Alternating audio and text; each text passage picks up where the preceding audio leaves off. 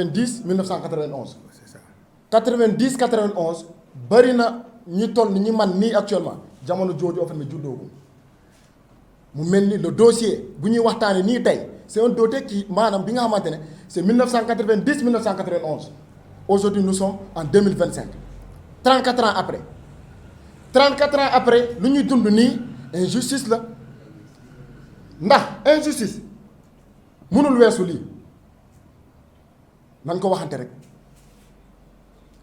dama koy wax de ma répété waat ko encore boo nekkee ci phase benn situation boo koy analyser jëlal mbir mi rek mais nga inversé ko nga ne ay bu doon man la maanaam analyse bi ci lay gën a neex ñu waxante ko nag baatu dëmm tekkiwul kese maanaam lekk nit baatu dëmm tekkiwul kese lekk nit maanaam seeñu ay yaxu kii ni ay yaxu nit déedéet mbir mi yenn saay da ngay gis yenn mbir yi daanaka loolu dafay nuroo ak loolu de quoi s'agit-il? On parle de 496 jàmbaar suñu jàmbaar yooyu man de lenn kese laa ci mën a wax respect et honneur ñii dañ leen war a jaajëfal ñu encourager leen parce que dañoo dem contribuer bi ñuy jóge fii drapeau Sénégal moo leen yóbbu donc dañoo dem représenter ci Sénégal et donc 496 yooyu la bi ñu demee ba ndogal am ci parce que crash avion moo am au départ il y avait 496 ñu gis ni que ci 496 yooyu la il y a 93 jàmbaar ñoo ci décédé décès am na ñu bàyyi ci ginnaaw espoir ndax bu ñuy dem njaboot moom moo taxoon mais ñu dem bi ñuy dem bari na ay mbir yi nga xamante ne bokkoon na ci lii leen gën a kii ni offre bi motivé ñu dem ndogal am ci ndogal am na waaw mais justice dafa war a def liggéeyam loolu mooy wax ji baatu dëmm mooy lan ñu ne ñi nga xamante ne dañoo génn àdduna jox nañ leen 1 million ñeneen ñi ñu tegal leen 42 000 mu ki mel ni maanaam exploit bu ñu dem defe ji wala effort de guerre bu ñu dem participer dañ leen ko monétiser maanaam fayee ko 1 million pour ñi nga xamante ne en fait dañoo génn àdduna ñu si dund ñu tegal na ci 42 000 francs daa ni nañ waxante dëgg dëgg bi mooy cas bii injustice la dëgg bi mooy cas bii am na li nga xamante ne xew na te waxuñu ko te loolu état du Sénégal kese moo ko mën a édifier ndax mais ci jamono boobu moo tey jii dinañu laajte ana 90 milliards francs CFA yooyu noonu fan la nekk 90 milliards yooyu noonu yu ñu waxoon ni ko dañ koy verser les 496 militaires fan la nekk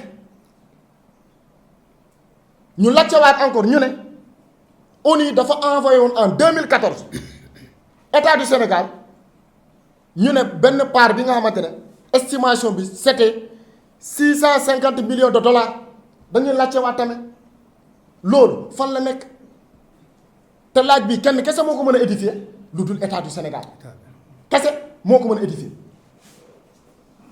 moo tax nag dalal leen seen xel vous avez tout notre soutien et notre solidarité taxawaay bi ñu amoon démb ak barki démb taxawaay boobu la ñuy am de gouvernement mais bu bees bi nag ñoo wax jubal jubbanti dossier nag am na de lii dañ ko war a jubbanti dossier bi dafa war a leer parce que buñ ko leerulee dafa mel ni dañoo condamné famille yi ci ñaari kii ni offre injustice première injustice ndàmpaay bi ñu leen waroon jox joxuñu leen wante deuxième injustice bi mooy xale yi nga xamante ne ñoom ñoo juddu après mooy événement yi ba tey jii ni mënuñu xam seeni parents yooyu fan lañ leen denc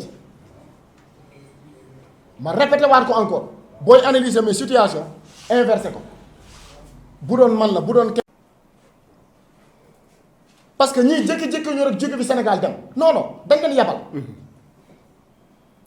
reconnaissance reconnaissance sax mënuñu ko am moo tax lii dañ ci war a wax dañ ci war a wax bu baax a baax a baax a baax ñun nag FRAPP kër gi seen kër la dinañu ànd ak yéen mais ci mbir mi parce que du ñu toog seetaan rek déedéet tey conférence de presse tey la ñu woote on est conscient que situation dëkk bi parce que saa yoo waxee mbirum xaalis rek dañ ñaan waaw situation dëkk bi xam nañ ko bu baax a baax situation dëkk bi xam nañ ko wante lu ñu xam situation mooy dëkk bi xaalis bu ñu doon wax nii xanaa kay justice war na ko mën a édifier nit ñi xam parce que mënuñu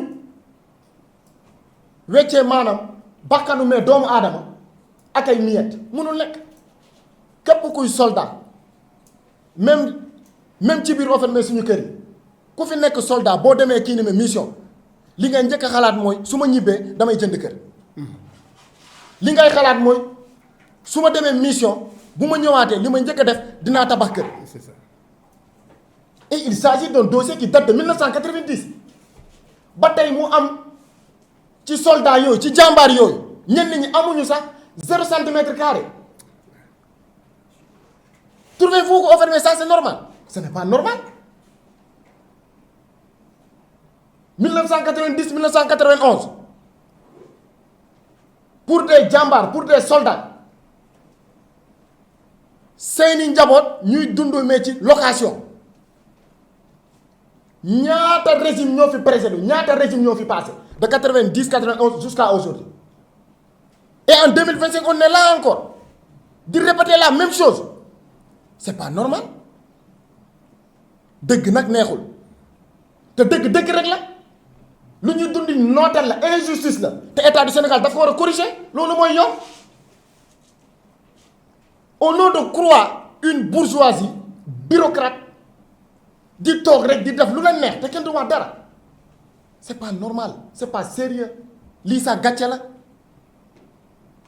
lii gàcce la de 90 91 ñuy toogaat fii encore di naan waaw suñu soldat mais yu ñu yabaloon nañ leen kii gàcce la xamuñu sax seen bàyyi fu mu tëdd xamuñu sax suñu papa yooyu def fan la ñu tëdd si ce n'était pas l'un parmi les enfants mais ki demoon foofu filmer mënuñu xam mais même au-delà de ça au moins mais ñu kii leen sax dalal leen defal leen te dossier bi nag dañ ko war a leeral donte ne justice bari na ay dossier wante war nañu ibbi enquête ci mbir mii la parce que quand même suñu papa ci sànq wax na ko mënuñu la jox médaille mais ñu bàyyi la noonu mënul nekk ñun nag dañuy laajte rek sagam ci réew mi la ñu nekk kenn duñu tere laaj moo tax vous avez tout notre soutien et notre solidarité. Nous sommes ici aujourd'hui au siège du FRAPP en compagnie des orphelins et veuves de la première guerre de Golfe. Le FRAPP en tout cas apporte son soutien par rapport à ce dossier-là. De quoi s'agit-il? Il s'agit d'un dossier qui date de 1990-1991. Nous sommes en 2025. Pour rappel, en 1990-1991, il y avait 496 militaires, communément appelés Djambar, qui ont participé à cette guerre, appelée guerre du Golfe. Libération du Koweït. 1990-1991. Durant cette guerre, il y a eu 93 Djambar qui ont perdu la vie. Entre-temps, qu'est-ce qui s'est passé? Le constat est là. C'est que de 90 à 91, ces familles-là courent derrière leur dû. À l'époque, ils avaient reçu, pour certains, 1 million. Et d'autres, on a juste ajouté 42 000 francs. C'est pourquoi on se pose la question, à savoir, est-ce que l'État du Sénégal avait réellement perçu les 90 milliards qui ont été versés à ces 496 parents? On pose aussi la question à savoir, est-ce que l'État du Sénégal, bien sûr, avait reçu l'ONU qui a été envoyé en 2014, ici au Sénégal, Et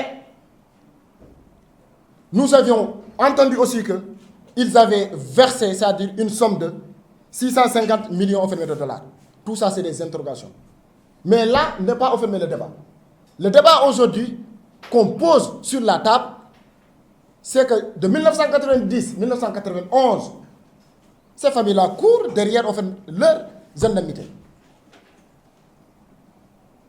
Tout soldat, son premier rêve, c'est après avoir eu une mission, la première chose à faire, c'est d'avoir une maison.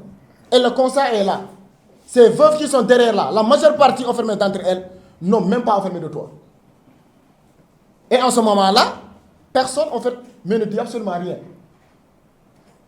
Oui, nous sommes conscients des difficultés auxquelles le pays est confronté, mais cela ne va pas nous empêcher de poser le débat là. C'est pourquoi nous estimons que l'État du Sénégal doit corriger le plus rapidement cette injustice, parce qu'il s'agit d'une injustice.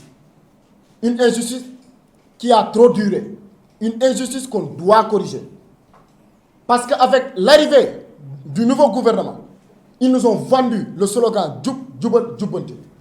Ce Djoub, Djoubal, Djoubanti ne doit pas être uniquement que des paroles, c'est des actes qu'on doit poser. Et pour ce dossier-là, il mérite effectivement d'être Djoubanti. Parce que c'est un dossier vraiment qui cache beaucoup de choses. Il n'y a que l'État du Sénégal, il n'y a que l'actuel régime qui peut en fait régler ça. De 90-91 à nos jours, il y a eu combien enfermés de régime? Et personne n'a dit absolument rien. Et cela ne doit pas continuer. Ne pas traiter ce dossier-là, c'est comme condamner à deux injustices à la fois à ces familles-là. La première injustice, de ne pas d'abord voir ces parents-là qui ont perdu enfermé la vie. Mais la deuxième aussi, c'est de refuser, c'est-à-dire de dire la vérité. Dire la vérité, c'est-à-dire de dire carrément que combien ces papas, en tout cas, ont eu. Et ça, c'est des choses que nous, le FRAPP, nous n'avons pas enfermé cautionner. Aujourd'hui, oui, c'est une conférence de presse. Demain, ça peut être une manifestation. Et je pense que ça sera une honte pour l'État du Sénégal. Ces braves djambars-là, on doit les honorer, on doit les décorer. Parce qu'ils ont servi avec loyauté et dignité. Mais le Sénégal. Voici les quelques mots que nous avions, en tout cas, à placer. Et si, bien sûr, vous avez des questions aussi, je pense que les familles ici présentes... Que citoyenne et avocate, je suis témoin de la douleur silencieuse de ces victimes, de leurs droits, pourtant protégés, sont méconnus. En l'absence d'une intervention concrète des autorités compétentes, c'est bien une faute d'inaction qui s'ajoute aux souffrances de ces victimes. Ces orphelins grandissent sans soutien. Ces veuves doivent subvenir seules aux besoins de leur famille. Et les blessés vivent avec les séquelles physiques et psychologiques dont la répartition reste largement insuffisante. Il ne s'agit pas seulement d'une question morale et sociale, il s'agit d'un impératif juste et de devoir de l'humanité. L'État et toutes les parties responsables ont une obligation de reconnaissance et de répartition conformément aux droits applicables aux victimes des conflits armés. Il est temps de mettre un terme à cet oubli.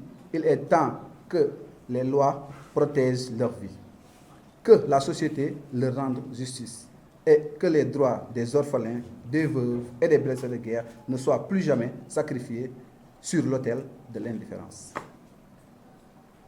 En ma qualité d'avocate, je continuerai à défendre leur cause, à alerter les autorités, à les rappeler que la justice ne peut se contenter de rester lettre morte face à tant de souffrances. Pour toutes les victimes, pour leur dignité, pour la mémoire de leur sacrifice, il est impératif d'agir maintenant. Merci.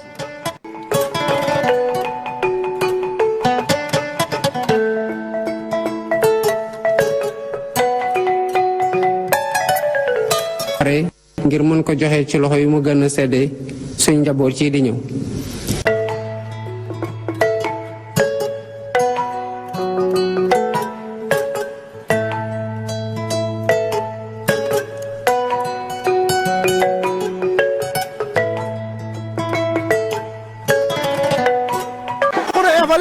Kono info leeral